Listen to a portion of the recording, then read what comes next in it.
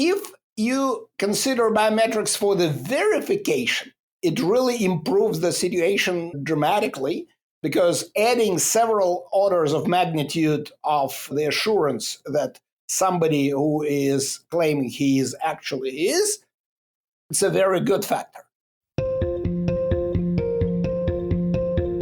You're listening to KBcast, the cybersecurity podcast for all executives.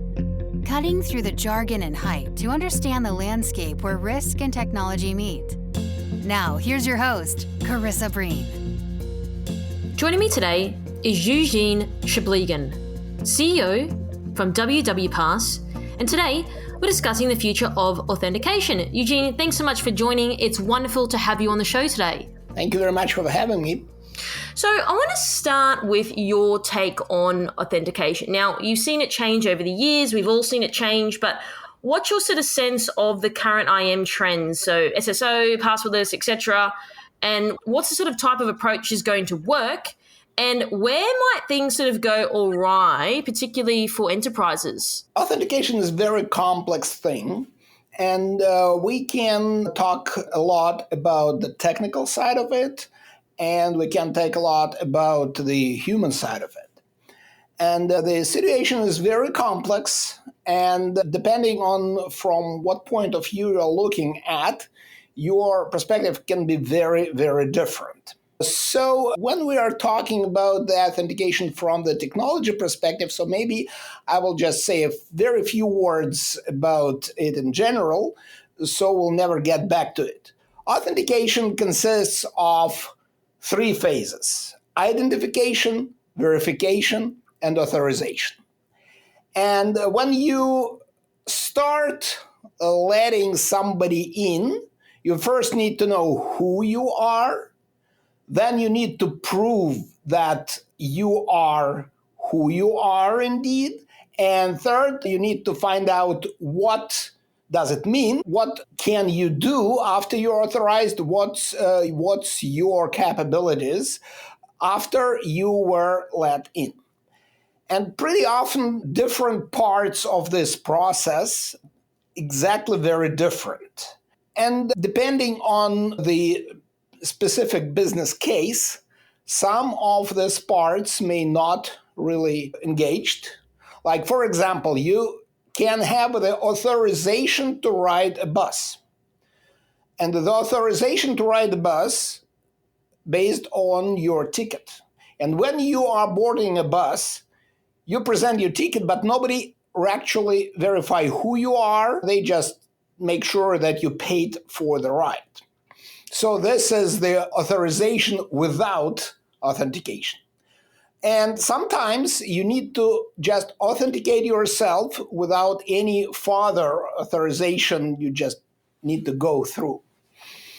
And we can go into details in this respect, but I would not like to touch any technical issues.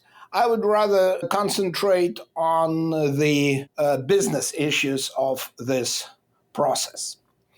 And actually, authentication is a very, very, very old technology. And we know that the first hackers who bypassed the authentication lived in the very old times. At least according to the ancient stories, the first hacker we are aware of was Alibaba, the guy who eavesdropped the username of the owner of this cave with the treasure is, which was SimSim, and presented this username, and the system which opened the door actually recognized him as a legitimate user and let him in. And it happened more than 1,000 years ago. So that's, to me, the earliest known case of authentication and earliest known case of the authentication hacking. And these days, for many people, authentication is somehow linked to usernames and passwords. For the computers, they're not as old as Aladdin. They are only about 60 years old. The first computer password was created in MIT in around 1961, I guess. It was a very interesting article in Wired magazine about 10 years ago, which named the world first computer password. It was useless too. So 10 or 11 years ago, everybody realized that the passwords were useless. And still, they are pretty well, and they do not show any sign of disappearance.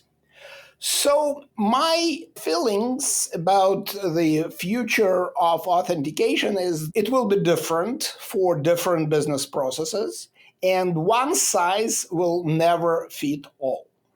So the simple traditional username and password authentication will here to stay, and it will be used for many years to come for non-important logins. And I think that maybe 80% of all cases when you need to log in somewhere does not require real serious security.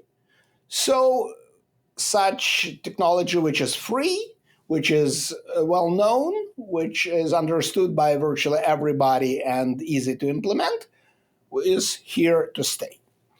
At the same time, the cybercrime actually pushes enterprises to beef up the security. And talking about the cybercrime, I just recently saw an article saying that if cybercrime were a country, it would be the third largest economy in the world after the US and China. And that means that a lot of money is lost because of the cybercrime, and in probably over 80% of all the successful computer thefts are based on illegal access. So the importance of authentication is clear, but at the same time, most of the enterprises are still not really serious about that, because doing nothing is easier than doing something. And in many cases, companies are still reluctant to implement something new just because it costs money, it costs efforts, and the new technology sometimes are not really well proven. So it's better to stick to something old.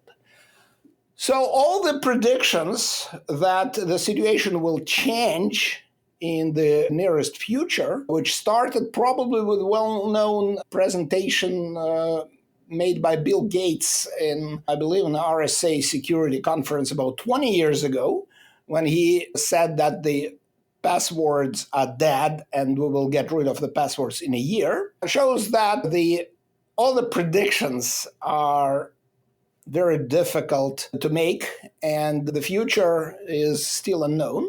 So we really don't know when the situation will change. So I think that the current trend where new types of authentication emerges will lead to appearance of something new, interesting, and useful. The fact that there is no such thing yet means that just time is not coming yet. Wow, that's an interesting observation when you said if cybercrime was a country, it would be the third largest economy in the world. So that really does put it in perspective. That's super interesting.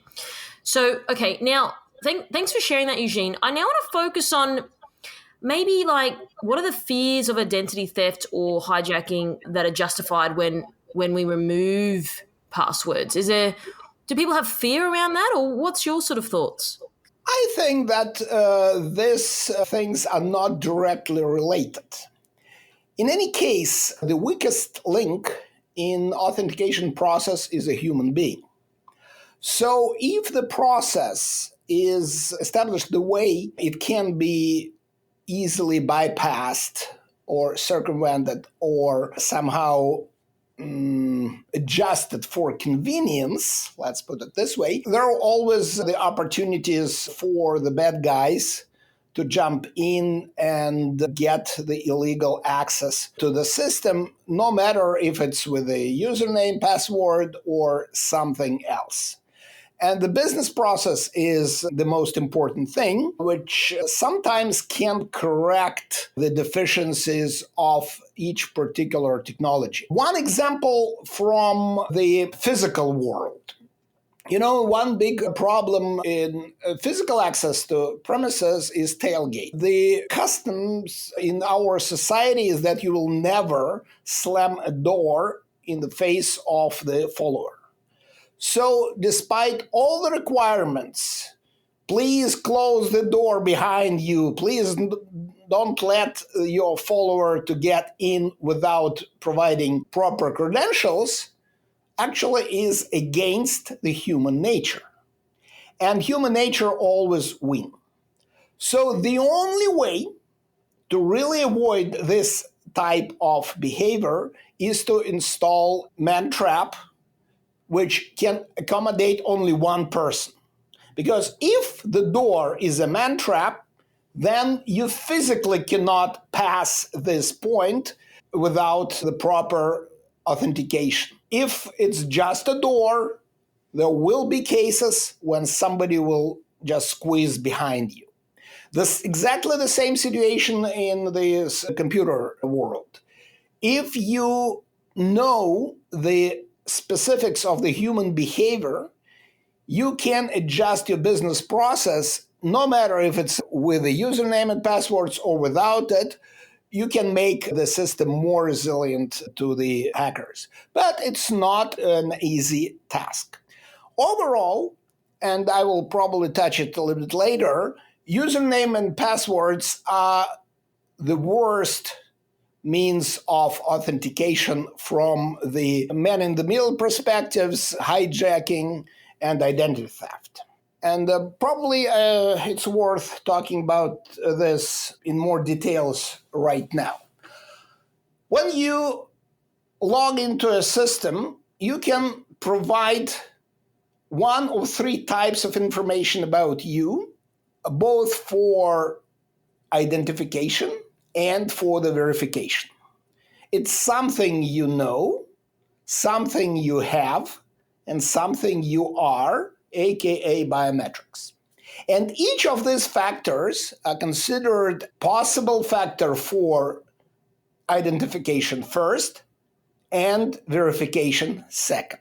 If we take a look at these three factors for the identification, we can say that something you are, the biometrics, never really works for the big systems. Because the biometrics is not an exact science. It's a system which provides the probability of a person to be specific person.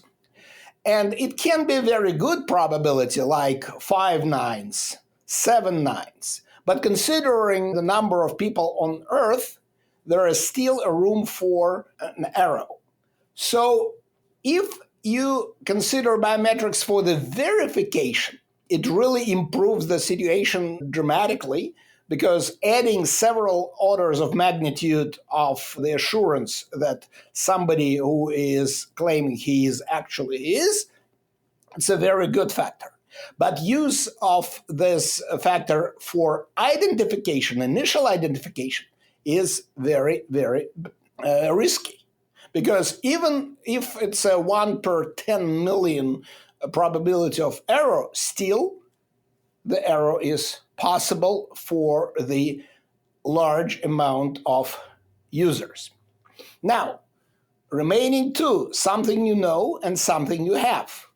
Something you know, if you know it, somebody else can know it too. And that's the highest risk for identity theft and man in the middle. Because if you are using something you can type or you can say, it can be easily eavesdropped with multiple ways. Using the usernames to start authentication process is also risky from this perspective, from the possibility, if you are thinking about the possibility of identity theft, it's relatively easy to steal. So we are getting back to the very old premise, something you have. And right now there are quite a few technologies, quite mature technologies, which can be used. The first is obviously a smart card, which was invented, I believe, in about 1970, somewhere in Europe. And since then became a very powerful tool for securing the access to various systems, including, say, financial systems. And right now, the smart cards are embedded in every single credit card. But it appeared that the implementation of smart card based security, especially based on the public key infrastructure, is very, very, very expensive and very difficult to manage. By the way, Microsoft spent a lot of time and a lot of money incorporating the public key infrastructure into Windows system. And that's what Mr. Gates referred when he said that this is the end of the passwords. But it appeared that despite this system was somehow integrated with Windows, it never really took up. And as of today, I am aware of only one enterprise which has fully implemented, very effective, very reliable, very secure PKI infrastructure. And this company is called US government. But these folks can afford to spend a fortune for the security. All the smaller enterprises still struggling having it up and running. The new emerging trend is so-called FIDO Alliance and FIDO Alliance-based authenticators. They are also physical authenticators. This alliance led by the wonderful Swedish company called Yubico. They have their limitations which prevented them from being widely adopted, but that's an interesting trend in this direction. And last but not least is our technology, which we also have, where the physical device is used to identify you and later verify you. So the bottom line is that moving from usernames and passwords will definitely decrease the risks of identity theft, man-in-the-middle attacks, and such, if the technology is implemented properly. And that's the key thing. No matter how well parts are designed, if they're not all put together properly, the complete system will be vulnerable. Thanks for sharing that. I'm really curious now to hear your thoughts. And I've asked this in previous interviews, and I have a pretty good idea that I think you're going to give me an honest answer. Is what do you think is the future of password managers? So, for example, we're talking about, and you've just sort of said it multiple times, Eugene, around like removing usernames, removing passwords. It's going to reduce, identity theft or man-in-the-middle attacks, for example. If we're not storing passwords, then what's going to be the future of a lot of these password management companies? Are they just going to become obsolete? Or they've got to pivot and do something else? But what's your take on that? The passwords will probably never obsolete for the low-risk environments. But I see this trend very clear that password is just one example of sensitive information which need to be stored and may be shared. So every single password managing company is now not just stores your passwords, it allows you to store other types of sensitive information. It can store files, it can store different encryption keys and other important data. And also the password managers allow several authorized persons to share access to this information. So I believe that the best password managers companies will transform into the data management companies, which will help their customers to handle sensitive data. And even when we'll be in the password world, I think that these companies will evolve into the data sharing companies and data sharing system developers. Okay, because that's definitely been something that has come up in interviews before, and it's always curious to hear different perspectives. So, okay, now I'm really curious now to focus this part of the interview on the customer side of things. Now, users hate having multiple logins. We know how much typical password admin costs a business each year, staggering amounts. So, why do you think businesses are resistant to adopting new technologies that make life so much easier? So everything that you've just described today makes total sense, right? So on that note, do you think it's just an inertia given passwords are such an emblem of digital security, or what are your thoughts on that, Eugene? First thing is that any innovation costs you money. And unless you have the clear and tangible return of investment, you will hardly spend this money. And computer security is always considered as a cost center, not a profit center. So if you have an ability to do nothing, you would rather do nothing. It's called the dominant design effect. If something exists and it works, you need to have the real good reason to switch to something else. And it reminds me the transition from horse riding to automobiles. When the automobiles first appeared, it was an interesting, cumbersome machine which pretends to be able to move people around faster and in better conditions. But considering that the existing infrastructure would support horses, their fitting stations, where all this infrastructure was developed for horses and not for automobiles. There were no gas stations, there were no paved road. So the horses were dominating for many years after the automobiles were invented. And it was a slow process, which probably made the real flip in the 1920s when Ford finally managed to produce Ford T cars in big quantities. So people were willing to get rid of their horses and start using cars for transportation. The same thing is with new technologies versus the username and text. The other reason is that the companies, especially in the retail sector, they prefer to have the minimum friction for the customers. So if you need something different from creation of username and passwords, they're fearing that they will lose the customer who will not be willing to use some unusual technology rather than using something that they used to. I think that's a wrong assumption, but at the same time, since there are no single dominant technology, which is a good alternative to the username and passwords as of yet, that's the reason why the retail businesses, which represent maybe 90% of all logins in the world, all authentications in the world, they are hesitant to embrace this new technology. And I can guess where this change will happen. I think that they will start probably from most valuable services, where the customers really need to protect their access to certain resources, where they really need to protect their logins.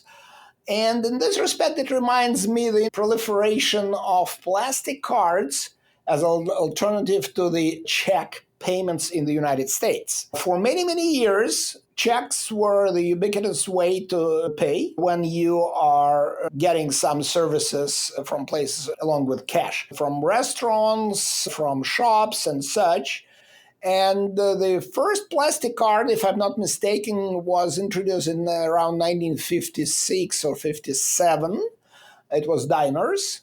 And it was not actually a plastic card, it was a piece of paper with a number, which allows you to get credit in certain places. And from the very beginning, it was a very exquisite service only well-respected and wealthy individuals could afford using this technology. So my thinking is that this new technology will be adopted by the high-end retailers first, and then when it becomes attractive to the people, then it will definitely go downstream for the mass retailers. The other reason is that so far, none of the existing passwordless and username-less technologies are mature enough to be really good for everyday use. Unfortunately, including our technology, we're still working on it. And obviously, the big tech giants like Apple or Google or Microsoft, they try to push their own authentication technologies. But since they always try to bundle it with their services, which are not welcomed by their competition, it inherently limits their ability to promote this technology, the universal, ubiquitous system. At the same time, all the authentication mechanisms offered by the big techs are not really good from the technical perspective. And even if you are a big company like Google or Microsoft and you are capable of building excellent products, you can't win them all. And they are making money in very specific areas where they assign their best talents. So unfortunately, this identity and access management part of their businesses looks like it's on the peripheral of their field of view, and they do not really possess good technology, which can be used, and more important, used outside their own business environment. And one example, when Microsoft introduced its own Windows browser, they were concentrating on utilizing it for Microsoft users. Google made a much better decision to create their browser, which will be usable on every platform in the world, including all their competitors. And that what made Chrome the clear winner, because Chrome was not initially really bundled to other Google services. It was a universal platform. If Google created similar thing in the authentication world, then it may become a ubiquitous offering for authentication, but they didn't. All these guys, as of today, are thinking about expanding their own services rather than offering a universal solution. That's why I believe that independent companies who are not really affiliated with any of the giants and offering their products for all platforms, like us, like Fido, and probably some other companies who are trying to offer the world their username-less and password-less technologies. They have a better positioning, but at the same time, it's a kind of uphill battle because the giants don't want somebody else's authentication on their platform. The situation may change, and it's very difficult to predict how it will change. I can give you one example from different area where the obvious predictions were totally wrong. About 15 years ago, the Russian company called Yandex created a technology which was following the drivers using their geolocation and analyzing the geolocation of many phone users. They were able to build a map of the traffic. The same time in the US, the companies who were trying to build these traffic maps only relied on the radars which were installed on the bridges. And when I participated in one meeting at MIT, we discussed different innovations and I mentioned this technology. And a very respected professor from MIT said, "Oh, this thing will never work in the United States. Privacy concerns, who will share his or her position? It will be a pure privacy violation. Never. It will never happen." 5 years later, Waze came with exactly this idea, and now everybody is using Waze. So the same thing is happening in this authentication world. I hear all the time that passwords are here to stay. There are no way they can be replaced. There are nowhere any application can replace them. We'll see. Wow, people still saying passwords are here to stay. Wow, that's super interesting. Yeah, I think each to their own when they're saying stuff like that. I just think it's super annoying, like having long passwords and having different passwords. It's a lot to handle. It's a lot to manage. So I think, yeah, purely from a user perspective, I find it frustrating and annoying. So, okay, you mentioned before, Eugene, that you don't have a crystal ball in front of you. You can't necessarily predict what's going to happen. But I am curious though, because of your experience, because of your time in the game, because of what you do you have any sort of insight maybe over in the coming 5-10 years of what we can sort of expect to see in the identity and access management space? Or I'm very bad at prediction of timing. My experience shows that I'm usually pretty good at the direction and very bad at the distances. I always see the future much closer than it appears. So I am absolutely positive that sometime later, something will get back to where it belongs and only be useful for meets where people explicitly show my name is Bob and I am from Brighton. But all the serious access management will be based on something you have. This something you have will be managed properly and protected. When it will happen, 3 years from now, 15 years from now, 30 years from now, it's absolutely impossible to predict. I can just give you a few examples of the timelines of similar projects. Let's take a look at the credit cards. Credit cards, as I said, were introduced around 1957-58. Magnetic stripes were incorporated in, I think, mid-1980s. And then magnetic stripes were widely used initially as a security measure because initially very few folks could read the information written on the mag stripe.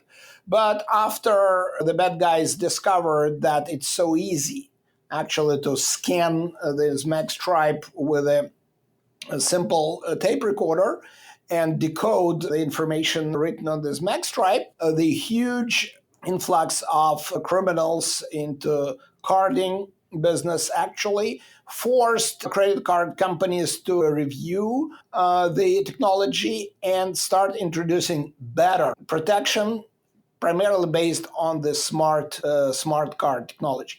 And the first credit card with the smart card was interestingly introduced in the US. It was the American Express Blue, and it became available in early 1990s.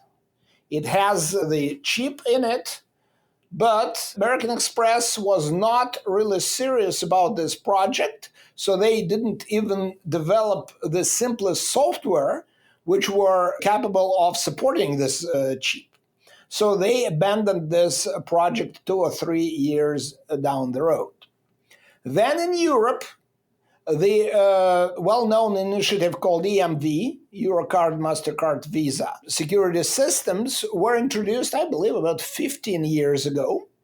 And for more than 10 years, this technology was pushed into the United States with no success. So I remember that about 5 or 6 years ago, when I was buying something in Heathrow Airport, I only had the ordinary American credit cards with no chip. And the guys at the cash register said, yeah, you're an American. You don't have contemporary card, so please swipe your card. We keep this swipe machine only for you Americans. The rest of the world is already switched to smart cards. But after certain serious government initiatives, the organizations in the US were forced to adopt EMV technology, and now all the cards in the US are equipped with smart cards, and finally the NFC made into the US. So the delay of adoption of this technology in the US was about 15 years from the moment of its availability. And the rule of thumb is that the larger is installed base, the more difficult is to modify it. So I think that maybe in about 5 to 10 years, the passwordless and username-less authentication will dominate in Latin America and then in Europe. And probably in about 15 years from now, it will finally reach the United States. But I may be wrong. Wow.